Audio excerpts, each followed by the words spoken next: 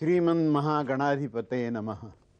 आता जी आपण भूपाळी ऐकलीत त्या भूपाळीचं एक वैशिष्ट्य असं की त्यात अमुक एका देवाचं असं नाव नाही आणि त्या संपूर्ण भूपाळीची रचना अशी आहे की ती कुठल्याही देवतेला आपण उद्देशून लिहिली आहे असं म्हणू शकतो. अशा प्रकारे ती लिहिली गेली आहे.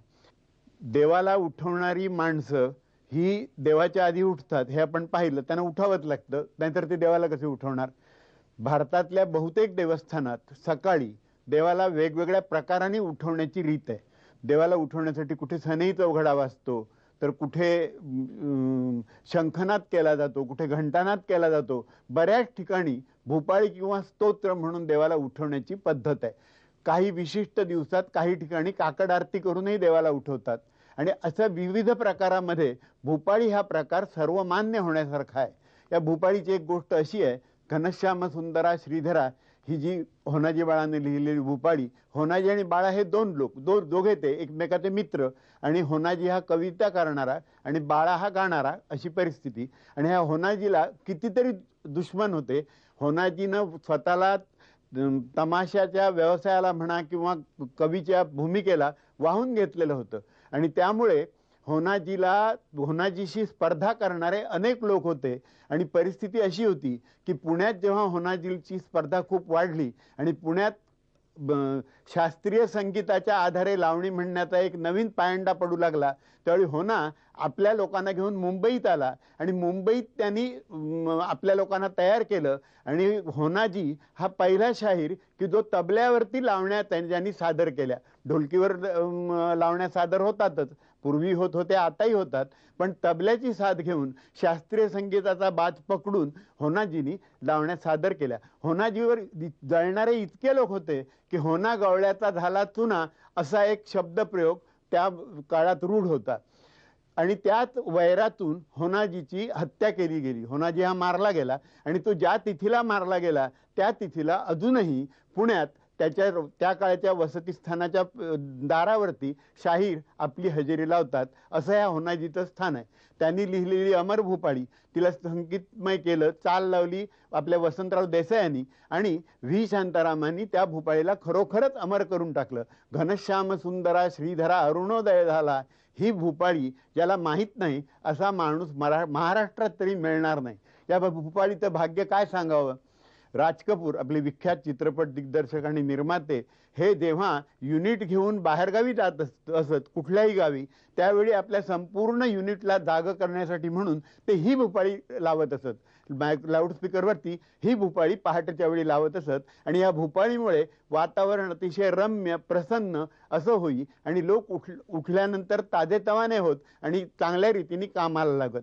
यात एक गंमत अशी की ही भूपाळी किंवा भूपाळी समान प्रातःकाळच्या रागात असलेल्या रचना या ऐकल्यानंतर आपणा भारतीय लोकांना जे वाटतं तसंच ते अमेरिकन किंवा इंग्लिश लोकांना वाटेल काय असा विचार एका मराठी माणसाच्या मनात आला. त्यानं असं संगीत रेकॉर्ड करून नेलं आणि अमेरिकेत इंग्लंडला ठिकठिकाणी ते ऐकवलं. आणि त्याचा अनुभव असा की तो म्हणाला की त्या लोकांच्यावर तसा परिणाम होत नाही, होत नसलाच पाहिजे. कारण काय की आपण ज्या संस्कृतीत वाढलो त्या संस्कृतीशी मिळत्या जुळत्या अशा या सगळ्या गोष्टी आहेत. एखादी शंख वाजल्यावर आपल्याला जे वाटेल ते इतर ठिकाणच्या कुठल्या माणसाला वाटेलच अशातला भाग नाही. तात्पर्य अशा रीतीने भूपाळी म्हणून आपण रोज देवाला जागे करतो आहोत, देवाला उठवतो आहोत आणि त्याला सांगतो आहोत सूर्योदय झाला आता उठ देवा, सूर्योदयाबरोबर आमच्या भाग्याचाही सूर्योदय होऊन द्या आणि तुझी सेवा अधिकाधिक करण्याची शक्ती आणि प्रवृत्ती ही आमच्या मनामध्ये वाढून द्या असं आपण सांगतो. तुम्ही एक गोष्ट पाहिली असेल, आजकाल गणपतीची उपासना खूप वाढलेली आहे. म्हणजे तुम्ही कोणाच्याही घरात गेलात, हिंदू धर्मीय माणसाच्याच घरात गेलात तर असं नव्हे, तर अनेक ठिकाणी ख्रिश्चन किंवा पारसी अशा लोकांच्या जरी घरी गेलात तरी तुम्हाला तिथं गणपतीची मूर्ती किंवा गणपतीचं चित्र हे दिसतं. ऑफिसातून जर कुठल्याही फिरलात तर टेबलावरच्या काचेच्या खाली जवळजवळ प्रत्येकाच्या टेबलावर असा काचेखाली ठेवलेला गणपती दिसतो. गणपतीची तस्वीर अनेक ठिकाणी आपल्याला दिसते. आणि असं लक्षात येतं की गणपतीची उपासना फार मोठ्या प्रमाणात वाढलेली आहे. ही जी उपासना वाढते ते बघण्याचाही एक आनंददायक असा प्रकार आहे. म्हणजे काही वेळेला मध्यंतरी आपल्याला आठवत असेल संतोषी मातेची उपासना जबरदस्त प्रमाणात वाढलेली होती. त्याच्या आधी साईबाबांची उपासना वाढली होती, नंतर सत्यसाई बाबांची वाढली होती. अधूनमधून एखादी उपासना वाढते आणि तिची जणू काही लाटच येते. गणपतीची लाट मात्र अशी क्षणजीवी नाही. गणपतीची लाट ही गेली कित्येक वर्ष हळूहळू हळूहळू वाढत चाललेली आहे आणि गणेशोत्सवाची संख्या ही त्या प्रमाणात महाराष्ट्रात वाढत चाललेली आहे. आज महाराष्ट्रात 35 ते 40 हजार गणेशोत्सव साजरे होतात. म्हणजे या प्रत्येक गणेशोत्सवात जर 100 माणसं सहभागी होतात असं जर आपण समजून चाललो तर किती प्रचंड मोठ्या प्रमाणात लोक गणेशोत्सवात भाग घेतात ते आपल्याला समजून येईल. हे सगळे लोक आनंदात असतात. हे गणपतीचे 10-11 दिवस आनंदात असतात. सबंध दिवसभर ते त्या गणपतीच्या सेवेत असतात. रात्री गणपती पुढे काही कार्यक्रम चालतात आणि एकूण 10 दिवसाचा काळ हा आनंदात जातो. आनंद साजरा करताना त्यांच्यापासून काही लोकांना जर उपद्रव झाला तर ते लोक त्याचा पराचा कावळा करतात असं म्हटलं पाहिजे. आणि त्यामुळे गणेशोत्सव साजरा करण्याच्या प्रवृत्तीबद्दल उलटसुलट असं लिहिलं जातं किंवा बोललं जातं. गणेशाची उपासना ही किती दृष्टीने उपयुक्त आहे ते आपण गेले 10 दिवस पाहतो आहोत. गणेशाची उपासना ही माणसाला वरच्या स्तराला घेऊन जाणारी आहे. हत्ती हा रानावनात राहणारा प्राणी, गणपतींनी त्याला शिरोधार्य मानलं, त्याचं शिर आपल्या धडावर घेतलं म्हणून हत्तीची गणपतीच्या रूपानं हत्तीच्या शिराची पूजा घरोघर होऊ लागली आणि रानातला प्राणी शहरात आला, घराघरात आला आणि लोक त्याची भक्तिभावनेनं पूजा करायला लागले. गजमुख हे गणपतीचं एक नाव आहे, आपल्याला माहित आहे. गजानन म्हणजे सुद्धा हत्तीचं तोंड असलेला. गणपतींनी ह्या सगळ्या पद्धतीने रानाशी आपला संबंध जोडला. इतकंच नाही, पर्यावरण राखलं पाहिजे हे लक्षात घेऊन दुर्वा आणि शमी अशासारख्या वनस्पती, वेगवेगळ्या वनस्पतीची पानं, वेगवेगळ्या वेलीची झाडाची पानं, ह्याची पत्री आणि वेगवेगळ्या प्रकारची फुलं. गणपतीला प्रत्येक फुल वाहताना एक एक नाव घ्यावं असा एक संकेत आहे. शमी आणि दुर्वा ही गणपतीच्या अतिशय आवडती आहेत. एक अनलासूर नावाचा राक्षस होता. तो अनलासूर त्रिभुवनाला खूप त्रास द्यायला लागला. लोक सगळे त्रस्त झाले आणि गणपतीकडे आले. गणपतीला म्हणाले, हे गणराया, तू आम्हाला या त्रासातून सोडव, आमची सुटका कर. गणपतीने त्या अनलासुराला गिळूनच टाकलं. गणपती लंबोदर, विशालकाय, महाकाय, त्याला अनलासुराला गिळणं ही काही अवघड गोष्ट नव्हती. त्याने त्याला गिळूनच टाकलं. अशी एक कथा सांगते. आणि दुसरी कथा सांगते की गणपतीने त्याचं पोट फाडून त्याला मारून टाकलं. काही का असेना, पण हा अनलासूर म्हणजे मूर्तिमंत आग होती.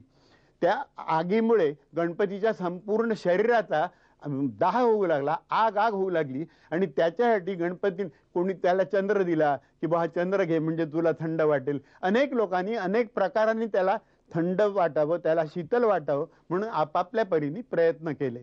मात्र 80,000 ऋषी एकत्र आले आणि त्यांनी गणपतीच्या मस्तकावर शमीपत्र आणि दुर्वा वाहिल्या आणि शमी आणि दुर्वा वाहिल्यानंतर गणपतीला शांत थंड असं वाटायला लागलं. आजही उष्णतेचा त्रास झाला तर दुर्वांचा रस घेतात. दुर्वांचा रस हा अतिशय उपयुक्त अशी गोष्ट आहे. स्वप्न वाईट पडायला लागली, झोप नीट लागत नसली तर दुर्वांचा रस घेतल्याने गुण येतो. बायकांच्या गर्भाशयासंबंधी तक्रारी दुर्वांचा रस घेतल्याने दूर होतात. अशा अनेक प्रकारांनी दुर्वा ही उपकारक आहे, गुणकारी आहे. शमी सुद्धा एक औषधी वनस्पती आहे. आपल्याकडे आपल्या पूर्वजांनी या वनस्पती देवाधर्माशी अशा रीतीने जोडून घेतल्या की त्यामुळे आपल्या पर्यावरण तर साधलं जावंच आणि जाता जाता आरोग्याचंही रक्षण व्हावं. आणि अशा रीतीने प्रत्येक देवतेची जी आवडीची वनस्पती आहे ती वेगवेगळी आहे. विष्णूला तुळस आवडते, शंकराला बेल आवडतो. हा जो काय प्रकार आहे ह्या प्रत्येक वनस्पतीत काही औषधी गुण आहेत आणि त्या औषधी गुणाचा कायम त्या स्वरूपाने संगोपन करता यावं ह्या दृष्टीने ते केलेलं आहे. आणि आपल्याकडे ही उपासना सुद्धा जी दिलेली आहे, गणपतीची उपासना म्हणा, शंकराची उपासना म्हणा, रामाची उपासना, ही उपासना सुद्धा अशा प्रकारेच सांगितलेली आहे की त्यांचा गुण जर तुम्ही आपल्या अंगात आणलात तर तुम्ही आयुष्य अधिक सुखानं जगू शकाल, अधिक आनंदानं जगू शकाल. ह्या बाबतीत आणखी कोण कोण काय म्हणतं त्याचा एक परामर्श आपण उद्याच्या दिवशी घेऊया. नमस्कार.